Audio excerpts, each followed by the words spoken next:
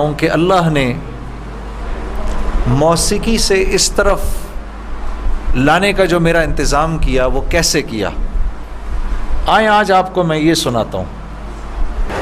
آپ یقین کریں گے کہ یہی دن تھے، بالکل جولائی کی شدید گرمیاں تھیں۔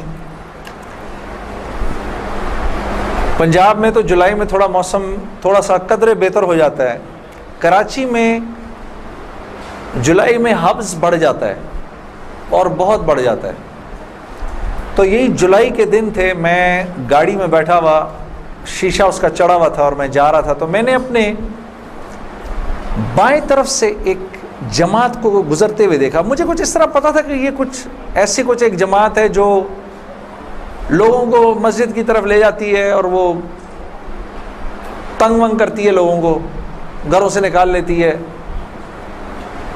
تو لوگ اس جماعت سے بھاگتے پھرتے ہیں۔ کچھ ایسا سنا تھا میں نے، کوئی ایک ایسی جماعت ہے۔ تو میرے دل میں یہ خیال آیا کہ دیکھو تم تو آرام سے گھر میں بیٹھے ہوئے ہو، گاڑی میں بیٹھے ہوئے ہو، اور یہ دیکھو یہ بیچارے لوگوں کو نماز کی طرف، اللہ کی طرف بلا رہے ہیں، اور ان کے کپڑے بالکل بھیگے ہوئے تھے پسینے سے، اور تم ان کے بارے میں غلط سوچ رہے ہو، ایسا نہ ہو کہ آگے جا کے تمہاری گاڑی وجے کہیں۔ تو اپنی گاڑی کو بچانے کے چکر میں میں نے وہاں سے یو ٹرن مارا، اور یو ٹرن مار کے میں واپس لایا، اور واپس لا کے میں نے گاڑی کو یہ جماعت کے کچھ جو ساتھی تھے ان کے آگے روک لیا۔ روک کے میں گاڑی سے اتر کے میں جو جماعت کا جو سب سے آگے جو تھے بزرگ تھے، میں ان کے پاس گیا اور میں نے جا کے ان سے ایسے ہاتھ ملا کر میں نے کہا جی آپ بڑا اچھا کام کریں، میرے لیے بھی دعا کریں، ایسے ہی کہہ دیا میں نے۔ تو انہوں نے میرا ہاتھ پکڑ لیا اور مجھے کہنے لگے میں آپ کے لیے ضرور دعا کروں گا۔ اب مجھے کیا پتا کہ گشت پر نکلا ہوا ہو کوئی، اور وہ گشت پہ نکلا ہوا آدمی دعا کرے، یہ کیسے ہو سکتا ہے؟ اللہ قبول نہ کرے۔ ہو سکتا ہے اس اللہ کے ولی نے میرے لیے دعا کر دی ہو۔ اب آپ لوگ اللہ کا نظام دیکھیں میری بہنوں اور میرے بھائیوں، بہت عجیب بات ہے۔ اس جماعت میں ایک جو لڑکے تھے ان میں سے ایک نے اپنی مسجد میں جا کر بتایا تمہیں پتہ ہے آج ہمیں روکا کس نے؟ تو انہوں نے کہا بھائی کس نے روکا؟ کہا وہ سنگر نہیں ہے جنید جمشید، اس نے آج، یہ لوگ مقامی گشت کر رہے تھے، اس نے گشت کے دوران ہمیں روک لیا، اس نے ہم سے ایسے کہا بھائی ہمارے لیے دعا کرنا۔ اور جس مسجد میں اس نے یہ بات کہی، اس مسجد میں ایک نمازی تھا جو تبلیغ میں لگ چکا تھا، وہ 16 سال پہلے میرے ساتھ سکول پڑھتا تھا۔ اللہ کا نظام دیکھیں، 16 سال پہلے میرے ساتھ سکول میں پڑھتا تھا، تبلیغ میں لگ چکا تھا۔ اس نے کہا کس نے روکا تمہیں؟ کہا وہ نہیں ہے، وہ سنگر جنید جمشید، اس نے روکا ہمیں۔ اس نے کہا اچھا میں ٹھیک ہے۔ اب میرے اس دوست نے مجھے ڈھونڈنا شروع کیا۔ ہاں بچوں آپ لوگ آگے آ جاؤ، ادھر قالین پر آ جاؤ، ادھر آ جاؤ، آؤ میرے بھائی آگے آ جاؤ، ادھر قالین پر بیٹھ جاؤ، میرے لیے تو یہ کافی ہے، یہ قالین تمہارا ہی ہے، بیٹھو ادھر آ کے بیٹھ جاؤ، لیکن بات نہیں کرنی اور یہ نہیں کرنا، آپ نے انکل کی بات سننی ہے، ٹھیک ہے، یہ نہیں کرو تھوڑی دیر کے لیے، کیونکہ اگر یہ کرتے رہو گے پھر بیٹا سمجھ ہی نہیں آئے گی ہم نے کیا بات کی، ٹھیک ہے۔ 2 منٹ کے لیے شیطانی ہتھ کنڈے سے جان چھڑا لو۔ ہاں اچھا، تو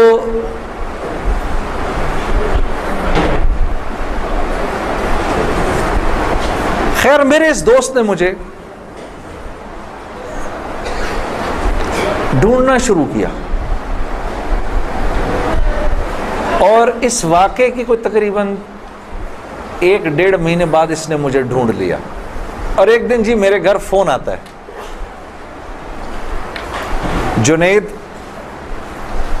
اب میں نے جب اس کا مجھے پہچانا، اس نے بولا جنید مجھے پہچانا، آپ یقین کریں گے میں 16 سال بعد اس کی آواز سن رہا تھا، میں پہچان گیا۔ میں نے کہا جنید بول رہے ہو؟ ہنسنے لگا، تو مجھے پہچان گیا؟ میں نے کہا میں بالکل پہچان گیا، تو اتنا تو شرارتی لڑکا تھا تو کلاس کے اندر. اور میں نے کہا کیونکہ ہم دونوں کے نام ایک تھے تو تیرے چکر میں بھی بدنام رہتا تھا. ہنسنے لگا، یار کمال ہے تو نے مجھے پہچان لیا. میں نے کہا ہاں میں نے پہچان لیا، میں نے تیرے سے ملنا ہے. میں نے کہا کیوں؟ کہتا ہے بس ایسے ہی، وجہ کوئی نہیں ہے. میں نے کہا یار اچھا ہماری زندگی ایسی تھی، شوبز کی زندگی تھی ہماری، کہ ہمارا دل ملنے کو نہیں کرتا تھا کسی سے. یعنی ہم نے مینیجر رکھے ہوتے تھے جو ہمیں صرف لوگوں سے دور رکھتے تھے. ان کا کام تھا لوگوں سے بات کرنا، لوگوں سے ڈیل کرنا، ہم تک کوئی نہ پہنچے بس. یہاں تک کہ آپ حیران ہوں گے اگر میں آپ کو بتاؤں، یہ بڑی ایک افسوسناک بات ہے کہ ہمارے اپنے گھر والوں کا ہماری زندگی میں رول کم ہوتا تھا، ان مینیجرز کا رول زیادہ ہوتا تھا. آپ نے گھر کب جانا ہے، بچوں سے کب ملنا ہے، یہ تک ان مینیجروں کے ہاتھ میں ہوتا تھا. تو اب کوئی مجھے فون کرے کہ میں نے تم سے ملنا ہے، یہ تھوڑی کہ میں فوراً مل لوں گا اس سے. اب پتہ نہیں اللہ جانے اس نے کیوں ملنا ہے، میرا وقت ضائع کرے گا کیا ہے. تو میں نے جنید غنی سے کہا کہ یار بغیر وجہ کے کیوں ملنا ہے تم نے، بس ایسے ہی. میں نے کہا انشاءاللہ دیکھو پھر چلو اللہ نے کبھی موقع دیا تو ملیں گے. کڑک میں نے فون بند کر دیا. ہمیں تو عادت تھی فون بند کرنے کی. اگلے دن پھر فون آ گیا اس کا. میں نے اب کیا کام ہے؟ کام کوئی نہیں، ملنا ہے. کیوں؟ یار کوئی وجہ نہیں، مل لیتے ہیں. میں نے کہا یار وقت نہیں ہے، فون پہ بات کر لو. نہیں فون پہ کام کوئی نہیں ہے. کڑک فون پر. ایک دفعہ ہوا، دو دفعہ، اب اس کا میں ہیلو سنتا تھا فون بند کر دیتا تھا. یہ سلسلہ 1-2 مہینے تک چلتا رہا، یہاں تک کہ جنید غنی کو میرے گھر کے نوکروں کے نام یاد ہو گئے، فون اٹھانے والوں کے نام یاد ہو گئے، سب کچھ یاد ہو گیا. اس کو سب پتا ہوتا تھا میں کب پاکستان میں ہوں، کب نہیں ہوں، کب کہاں ہوں، سب. ایک دن اس کا فون آیا تو جب میں نے فون رکھنے لگا مجھ سے کہتا دیکھ میں تجھے اللہ کا واسطہ دیتا ہوں، میری 1 منٹ کی بات سن لے. میں نے بولا بولو. میں ابھی عمرہ کر کے آیا ہوں تو میں مدینے اور مکے کی کھجوریں اور زمزم اور یہ کچھ چیزیں لے کر آیا ہوں، یہ لے لے میرے سے، پھر اس کے بعد میں چلا جاؤں گا. کتنی دیر کے لیے آؤ گے تم؟ 5 منٹ کے لیے. میں نے کہا ہاں 5 منٹ. جنید غنی یاد رکھنا 5 منٹ. 5 منٹ. دوپہر کو مجھے یاد ہے 3:30 بجے ابھی تک پلاننگ ہوئی. جنید غنی صاحب آئے. اب میں نے جب جنید غنی کو دیکھا تو میرا تو دماغ ہی چکرا گیا. کیا دیکھتا ہوں، سفید لباس جیسے مولوی صاحب نے پہنا ہوا ہے، سر پہ پگڑی، اتنی بڑی داڑھی، اوپر واسکٹ پہنی ہوئی اس نے، پائنچے اس کے اوپر. میں نے کہا جنید غنی یہ تجھے کیا ہو گیا؟ کہتا ہے مجھے کیا ہو گیا؟ میں کیا کہوں تجھے کیا ہو گیا؟ میں نے کہا یہ تیرا حال تیرے جیسا شیطان، یہ اتنا بڑا بزرگ بنا ہوا، آؤ بیٹھو میرے پاس. آیا میرے پاس بیٹھا. اس نے مجھے کھجوریں دیں، زمزم دی، جانماز دی، اور پورے 5 منٹ میں کہتا ہے میرے 5 منٹ پورے ہوئے، اب میں چلتا ہوں. میں نے کہا نہیں اب بیٹھ جاؤ، بیٹھ جاؤ، مجھے بتاؤ یہ سب کیا ہے. پھر مجھے کہنے لگا چل چھوڑ اس کو یار، اسکول کی بات کرتے ہیں. میں نے کہا اسکول چھوڑو، مجھے بتاؤ یہ کیا ہے، یہ کنہوں نے تمہارا حال کیا؟ یہ مجھ سے کہنے لگا مل لو ان سے. میں نے کہا ہاں میں نے ان سے ملنا ہے، میں نے ان سے ملنا ہے. آپ سوچو کوئی آدمی تبلیغ والوں کے چنگل میں پھنس جائے، ہاں. تو مجھ سے کہتا ہے کل سے ہمارا اجتماع شروع ہو رہا ہے، میرے ساتھ اجتماع پر چلو. میں نے کہا میں چلوں گا. تو میں کل تمہیں پک کرنے آؤں گا، صبح کے وقت پک کرنے آؤں گا. آپ یقین کرو 5 منٹ کے لیے آیا تھا، 3.5 گھنٹے میں نے بٹھا کے رکھا اس کو اپنے پاس. میں اس سے باتیں سنتا رہا، جنید غنی کیا، پھر کیا ہوا، پھر کیا ہوا، پھر کیا ہوا، کیا ہوا، کیا ہوا. آخر میں نے کہا میں تمہارے ساتھ اجتماع پر چلوں گا. خیر جی میں تیار ہو گیا. میں نے اپنی نئی صاف ستھری جینز نکالی، اپنی میں نے ٹی شرٹ نکالی، لمبے لمبے میرے بال تھے.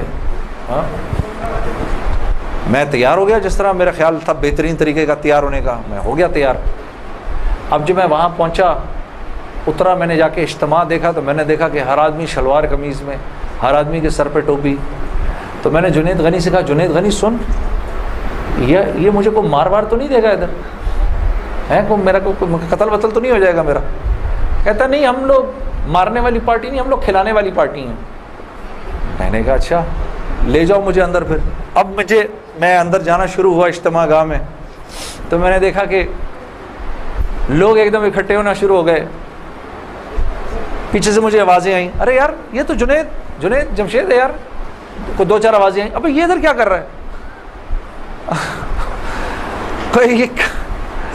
تو مجھے یہ بات بری بھی لگی ہلکی سی, کیا مطلب بھائی کہ تم بہت بڑے مسلمان ہو, میں نہیں آ سکتا کیا؟ خیر میں اندر گیا, اندر جا کر بیٹھا تو میں نے دیکھا ایک مجمع سب پہنچ گیا ملنے کے لیے, دیکھنے کے لیے جو بھی. جنید غنی نے مجھے بٹھایا, تم ادھر ہی بیٹھو یہیں پر, اور میں ابھی ایک صاحب کو لے کر آتا ہوں. خیر یہ مجھے بٹھا کر چلا گیا. اتنی دیر میں ایک نوجوان لڑکا, یہ جیسے بھائی لوگ بیٹھے ہیں اپنے, 18-19 سال کا, یہاں سے بیچ میں سے راستہ توڑ کے میرے پاس آ گیا. مجھے آ کر کہتا ہے, جنید بھائی نماز پڑھتے ہیں آپ؟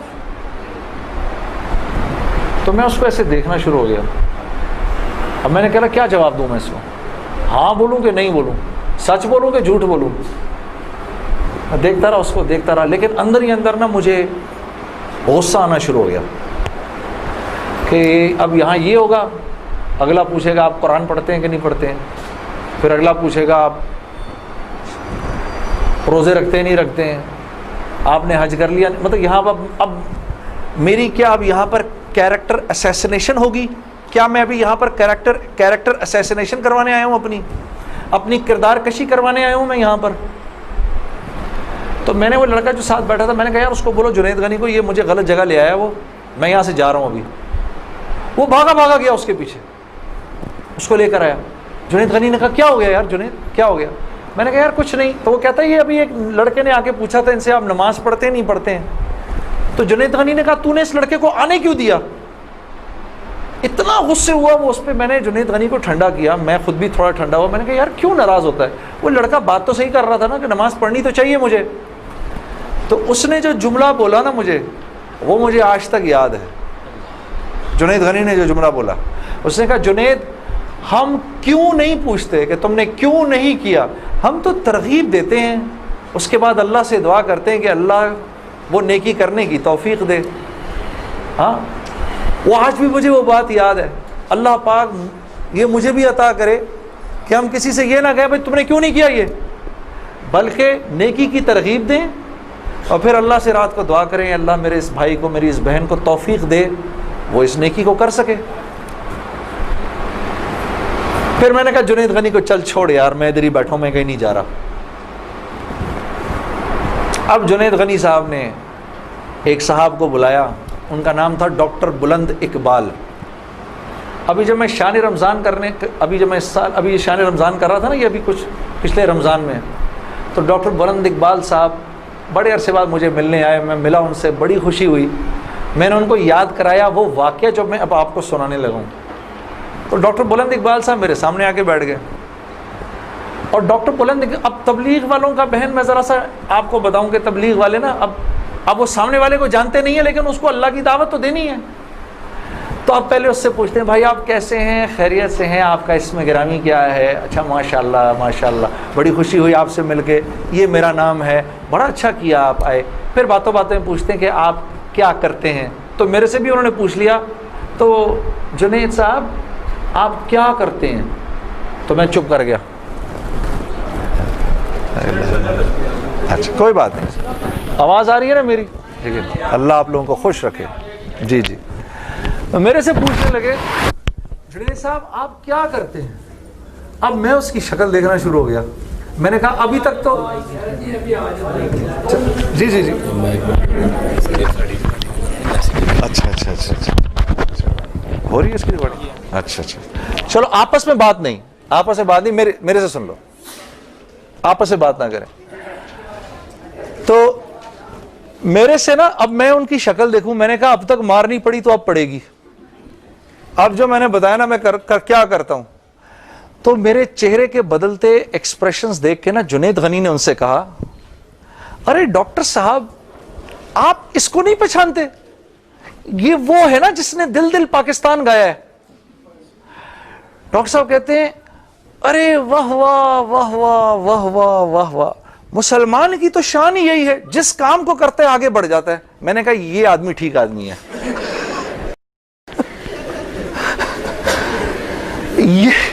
یہ بالکل ٹھیک آدمی ہے، اس سے کرو دوستی.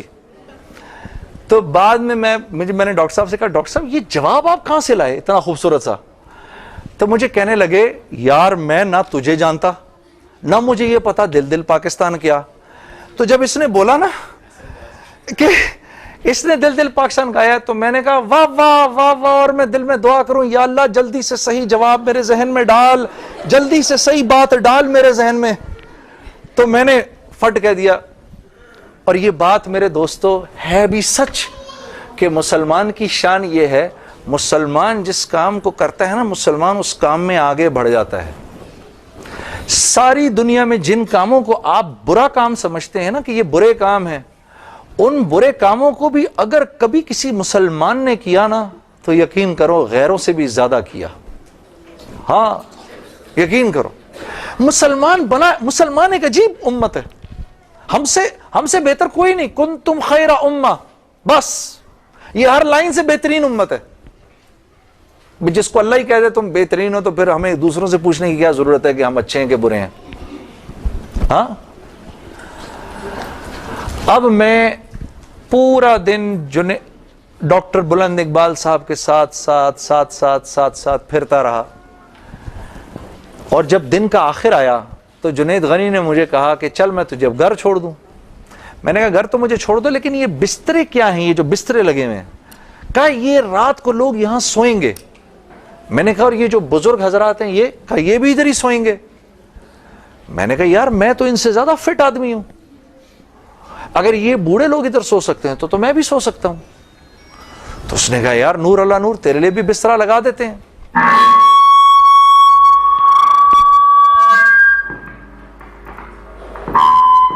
جی اب ٹھیک ہے. تو مجھے کہنے لگا تیرے لیے بھی بسترا لگا دیتے ہیں. میں بھی سو گیا ادھر ہی اس رات کو. وہ شاید زندگی کی پہلی دفعہ زندگی میں رات کو تہجد کی نماز پڑھی، اٹھا دیا اس نے بیچ میں. تو ایک دن گزرا، دوسرا دن گزرا، تیسرے دن مولوی طارق جمیل صاحب کا بیان تھا. اب مجھے تو نہیں پتا یہ کون ہے. ہاں جب مولوی صاحب نے بیان کیا تو میں نے جنید غنی سے کہا یار بڑے اچھے اچھے بیان تھے یہ سارے تیرے بزرگ، یہ کون آدمی ہے؟ کہنے لگا یار یہ ہیں ہمارے ایک مولانا. میں نے کہا یار میں نے ان سے ملنا ہے. کہتا یار ان سے نہیں مل سکتا کوئی. میں نے کہا بھائی میں اس ملک کے صدر سے بھی مل سکتا ہوں اور اس ملک کے پرائم منسٹر سے بھی مل سکتا ہوں، یہ مولوی سے ملنا کیا مشکل ہے؟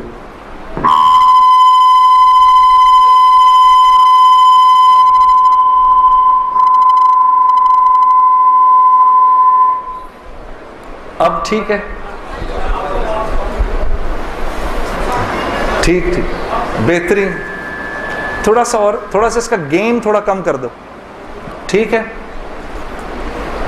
ان میں سے زیادہ تر لوگوں کو نہیں پتا کہ اس مائک سے میرا تعلق جو ہے وہ ان ساروں کی عمروں سے بھی پرانا ہے. اچھا اب ٹھیک ہے، اب ٹھیک. آپ لوگوں کو پیچھے آواز آ رہی ہے؟ بس. تو خیر میں نے اس کو کہا مجھے ملنا ہے، ہر صورت میں ملنا ہے. کہنے لگا کہ یار کس طرح کریں گے، چل میں تجھے لے کے چلتا ہوں. خیر جی ہم پورے مجمع میں سے نکلے دونوں، کرتے وہ پیچھے حضرات کے ٹینٹس لگے ہوئے تھے. کرنگی میں ہوا تھا یہ کراچی کا اجتماع.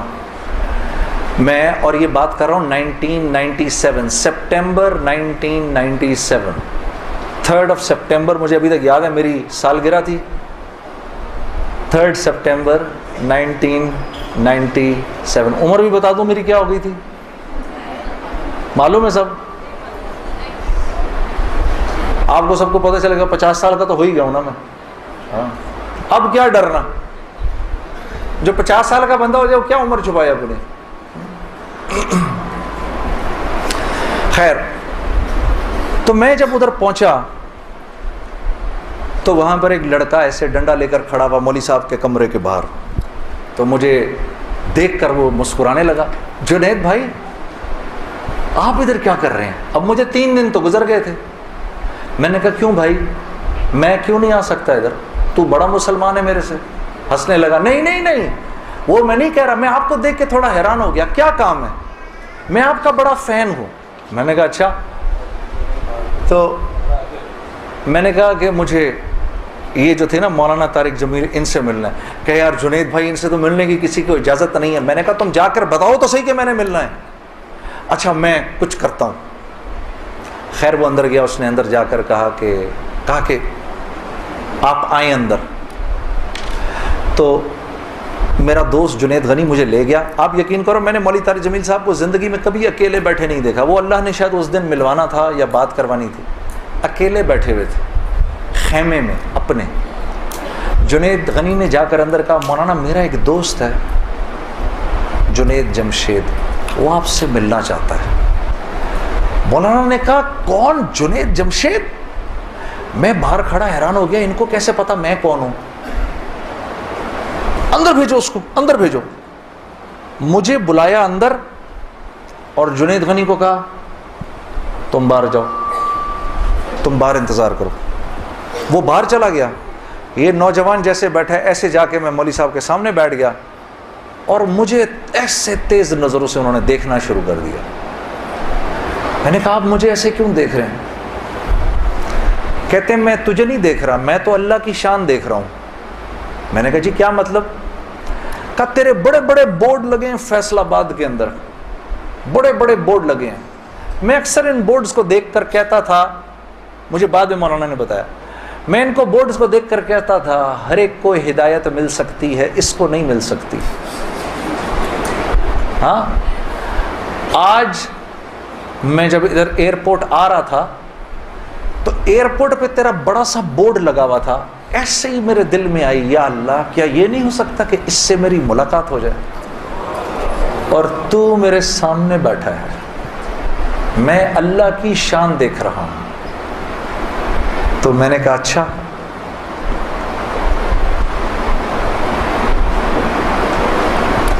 کہنے لگے دل دل پاکستان تو نے گایا ہے.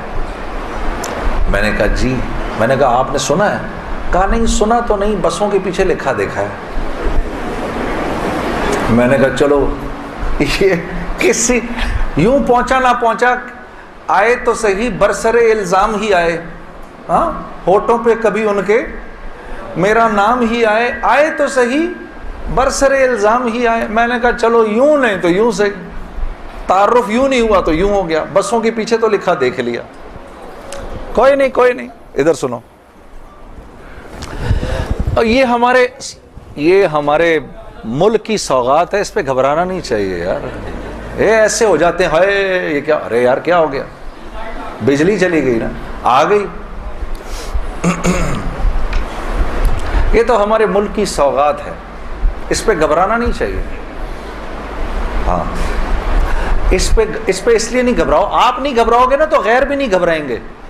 جب آپ گھبرا جاتے تو غیر بھی کہتے ہیں ہاں یار کوئی عجیب سی بات ہو گئی ہے. تو ہاں ان کو بھی بولو یوز ٹو ہو جاؤ بھائی, ہم لوگ مل بانٹ کے کھانے والے ہیں, کبھی آپ کے گھر نہیں تو کبھی ان کے گھر نہیں. ہاں کبھی میرے گھر تو کبھی آپ کے گھر, تو اس پہ گھبرانا نہیں چاہیے. خیر تو میں نے مولوی صاحب سے کہا مولانا میرا ایک سوال ہے. ایک پاکستانی نوجوان میری عمر کا, جس نام شہرت کا تصور بھی نہیں کر سکتا، وہ سب کا سب میرے پاس موجود ہے، لیکن میں اندر سے خالی ہوں۔ لوگ اس بات کو نہیں جانتے، لوگ سمجھتے ہیں کہ میں بہت خوش ہوں، لیکن میں اندر سے بہت پریشان ہوں، بہت اضطراب ہے، اور اس کی وجہ مجھے سمجھ نہیں آتی۔ فرمانے لگے تیرا مسئلہ یہ ہے کہ تجھے چوٹ لگی ہے سیدھے گھٹنے پر اور تو مرم لگا رہا ہے الٹے گھٹنے پر۔ میں نے کہا جی وہ کیسے؟ فرمانے لگے دیکھو اللہ نے انسان کو دو چیزوں سے بنایا ہے، ایک مٹی سے بنایا ہے، ایک جسم سے بنایا ہے جو کہ مٹی کا بنا ہوا ہے، اور ایک روح ہے جو اللہ کا امر ہے۔ ٹھیک؟ تو جسم کیونکہ مٹی کا ہے اس لیے اللہ نے اس کی ہر ضرورت کو مٹی میں رکھا ہے۔ جو کھانا ہم کھاتے ہیں، جو کپڑے ہم پہنتے ہیں، جو پانی ہم پیتے ہیں، جن گھروں میں ہم رہتے ہیں، جو چیزیں ہم استعمال کرتے ہیں، یہ سب جسم کی ضرورت کی چیزیں ہیں، اور کیونکہ جسم مٹی کا ہے تو اللہ نے ان تمام ضرورتوں کو مٹی میں رکھا ہے۔ روح اللہ کا امر ہے، یہ آسمانوں سے آئی ہے تو اس کی خوراک بھی آسمانوں پر ہے، زمین میں نہیں ہے۔ پھر فرمانے لگے اگر میں تم کو سونے کے ایک محل میں بند کر دوں اور 4 دن کھانے کو نہ دوں تم کیا کرو گے؟ میں نے کہا ظاہر سی بات ہے میں چیخوں گا کہ مجھے کچھ کھانے کو دو۔ کہا بس یہی حال تیری روح کا ہے کہ تیرا جسم اچھے اچھے کپڑے پہنتا ہے، بڑی بڑی گاڑیاں چلاتا ہے، اچھے اچھے محلوں میں رہتا ہے، اور تو اپنے آپ کو سیٹسفائی کرنا چاہتا ہے، لیکن اندر تیری روح جو ہے وہ بھوکی ہو کے جب چیختی ہے تو تیرے سر میں درد ہوتا ہے، تو اس روح کی بھوک کا بھی تو علاج کر۔ تو میں نے کہا اس کی خوراک کہاں ہے؟ کہا یہ آسمانوں سے آئی ہے تو اس کی خوراک بھی آسمانوں پر ہے، زمین میں نہیں ہے۔ اور دل کے سکون، چین اور اطمینان کا تعلق اس مٹی کے بنے ہوئے جسم سے نہیں ہے بلکہ اس آسمان سے آئی ہوئی روح سے ہے۔ تو میں نے کہا اس کی غذا کیا ہے؟ فرمانے لگے اس کی غذا اللہ کا کلام ہے، اللہ کے حکم ہے، اس کی غذا نبی کی زندگی ہے، نبی کے طریقے ہیں، نبی کی سنت ہے۔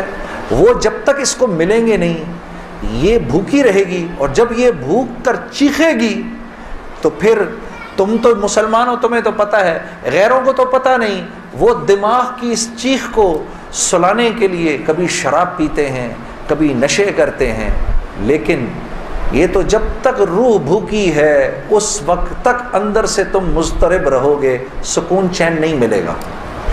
اور پھر قرآن کی وہ آیت پڑھی مجھے آج بھی یاد ہے، الا بذکر اللہ تطمئن القلوب، کہ اللہ پاک چیلنج دے رہے ہیں سب کو کہ اگر دل کا سکون، چین اور اطمینان چاہیے میرے بندو، مالداروں، حکومت والوں، دولت والوں، شہرت والوں، اگر تمہیں دل کا سکون، چین، اطمینان چاہیے تو تمہیں مجھ سے تعلق بنانا پڑے گا، مجھ سے یاری لگانی پڑے گی۔ مولانا کی یہ بات سن کر میں تو پہلے ہی پریشان تھا، 3 دن سے بیان سن رہا تھا، میں تو دھاڑے مار کے رونا شروع ہو گیا، روتا رہا بڑے دیر تک۔ پھر جب مجھے تھوڑا سا چین آیا تو میں نے کہا مولوی صاحب اس کا مطلب کیا ہے، میری پوری زندگی برباد ہو گئی؟ تو فرمایا نہیں، بالکل بھی نہیں، کہ یہ معاملہ تم دنیا والوں سے تھوڑی کر رہے ہو، یہ معاملہ تم تو اللہ سے کر رہے ہو۔ اور اللہ کے ہاں معاملہ کیا ہے؟ اللہ کے ہاں معاملہ کیا ہے کہ ابھی انسان اللہ رب العزت سے معافی مانگنے کا ارادہ ہی کر رہا ہوتا ہے، دل میں ابھی خیال ہی آ رہا ہوتا ہے کہ اللہ رب العزت اگلے پچھلے معاف کر دیتے ہیں سارے۔ پھر مجھے فرمایا، یہ مجھے پھر بات سنائی، حدیث قدسی سنائی کہ میرے بندے تو یہ زمین و آسمان سارے کے سارے اگر اپنے گناہوں سے بھر دے، جو کہ تو بھر نہیں سکتا، اگر تمام جن و انس بھی مل جائیں تو بھر نہیں سکتا، لیکن اگر تو نے ایسا کر بھی دیا، ایک مرتبہ اگر تو نے کہا اے اللہ مجھے معاف کر دے، تو نہ صرف یہ کہ ہم تمہیں معاف کر دیں گے بلکہ تم ایسے ہو جاؤ گے جیسے تم نے ان گناہوں کو کیا ہی نہیں۔ میں تو بے یقینی کی حالت میں مولانا کو دیکھنے لگا، میں نے کہا مولوی صاحب واقعی؟ کہا ہاں۔ پھر پوچھنے لگے کیا ارادہ ہے؟ اب میرا ارادہ میوزک چھوڑنے کا تو نہیں تھا کہ میں نے کہا ادھر آؤ، وہ کیا کہ نمازیں بخشوانے آئے، کیا روزے گلے پڑ گئے؟ ہاں جی، میرا تو کوئی پروگرام نہیں تھا میوزک چھوڑنے کا، لیکن گناہ بھی بخشوانے تھے۔ تو پھر مجھے کہنے لگے توبہ کرو گے؟ میں نے کہا مولوی صاحب کس چیز سے؟ کہا اپنی اس پچھلی زندگی سے۔ میں سوچ میں پڑ گیا۔ اچھا میں نے کہا جی میں توبہ کرتا ہوں۔ میں نے توبہ کی، یا اللہ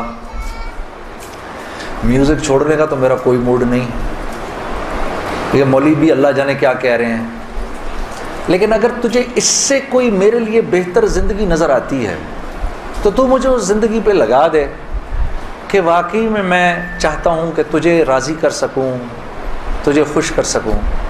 اے اللہ پچھلی پوری زندگی پر توبہ کرتا ہوں، اگلی زندگی تیرے حکموں پر چلنے کی کوشش کروں گا۔ اگر تو واقعی ایسا ہے جیسا یہ مولوی صاحب فرما رہے ہیں تو تو مجھے معاف کر دے۔ میں نے کہا توبہ کر لی۔ مولوی صاحب نے کہا اب کیسا محسوس کر رہے ہو؟ میں نے کہا جی بہت ہلکا۔ پھر میں نے کہا لیکن مولوی صاحب بات تو یہ ہے کہ اگر میرے پچھلے سارے معاف ہو گئے اور اس پر اللہ نے اگر جنت دی تو میری تو بہت ہی بڑی جنت ہوگی، آپ سے بھی بڑی۔ تو فرمانے لگے نہیں بیٹا اتنی جلدی نہ کرو، تمہیں وصول تو ہم ہی نے کیا ہے، جو تجھے ملے گا اس سے تو بڑا ہمیں ملے گا ہی ملے گا۔ ہاں لیکن میں نے کہا مولوی صاحب، اور بہنیں اس بات کی تصدیق کریں گی، موسیقی تو روح کی غذا ہے کہ نہیں؟ ہاں یہ سیالکوٹ کی خواتین یقین کرو پورے ملک کی پہلی بہنیں ہیں جو کہہ رہی ہیں نہیں، ورنہ اگر کسی نے نہیں بولا تو چپ ضرور رہی ہیں، سارے مردوں نے بولا ہے موسیقی روح کی غذا نہیں ہے۔ موسیقی روح کی غذا ہے جی؟ یہ دیکھو اب آواز آئی ہے، اب ایسا لگ رہا ہے کوئی بیٹھ کے سن رہا ہے جی۔ موسیقی روح کی غذا ہے جی؟ شاباش، اللہ آپ لوگوں کو اس پر چلا دے۔ اللہ رب العزت آپ کے موبائلوں میں جتنے بھی گانے ہیں سب اڑا دے اسی وقت، گھروں میں جتنی کیسٹیں ہیں سب ٹوٹ جائیں، اللہ کرے ساری سیڈیاں ٹوٹ جائیں، اللہ پاک ایسے کرے گانے کی آواز ہی نہ سننے کو ملے آج کے بعد آپ میں سے کسی کو۔ یہ سوچ لو آمین قبول ہو جائے گا، اب سوچ کے بولنا آمین۔ تو مولوی صاحب نے مجھے کہا کہ نہیں، موسیقی روح کی غذا نہیں ہے، موسیقی نفس کی غذا ہے۔ موسیقی کس کی غذا ہے؟ نفس کی۔ یہ واقعی نفس کی غذا ہے، اور یہ ایسا زہر ہے، ایسا زہر ہے، یہ جب اندر جاتا ہے تو پتہ ہی نہیں چلتا کہ نقصان کتنا کر گیا ہے۔ ٹرائی نہ کرنا، لیکن آپ کہیں جا کر اللہ کی بات سنیں، اس کے بعد جا کر 5 منٹ کا گانا سنیں، ساری صفائی ہو جائے گی، سب اندر ساری صفائی ہو جائے گی۔ میں یہ نہیں کہ بعد میں مجھ سے لوگ پوچھتے ہیں حلال ہے حرام ہے، اس کے لیے تو یہ مولوی بیٹھے ہوئے ہیں نا، ان سے پوچھو۔ میں آپ کو وہ بتا رہا ہوں جو ہوتا ہے، میں آپ کو وہ بتا رہا ہوں جو ہوتا ہے، کہ یہ انسان کو بے باک کر دیتی ہے۔ مجھ سے کسی نے پوچھا میں اپنے ملک کے لیے گانا، میں کبھی اپنے ملک کے لیے گانا وہ ایک اور چیز ہے،